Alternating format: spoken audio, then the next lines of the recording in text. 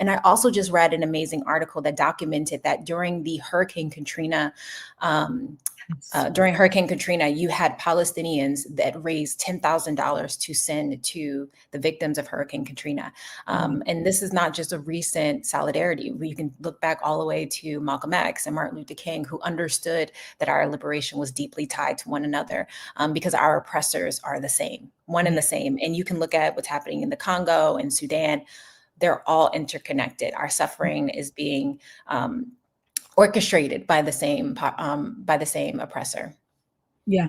And that's not, it's not symbolic to say that we are interconnected. I love that you brought up those specific examples of our solidarity, but also our oppressors are interconnected.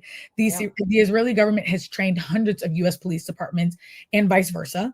They share tactics, they share crowd control strategies, they share surveillance materials. So when we talk about abolition and demilitarization, Palestine is absolutely a part of that conversation. Yeah, not to mention the billions of US tax dollars funding Israel occupation, money that could be going towards reparations, healthcare, education, housing for communities right here in the US. You have folks, we are paying for the healthcare and education of communities outside of our borders, and yet folks are barely getting by here. So yeah, if you're trying to figure out how your life is connected, it is directly connected by the decisions made by our legislators, but also what our tax dollars are being used for and the violence that is being created in our name.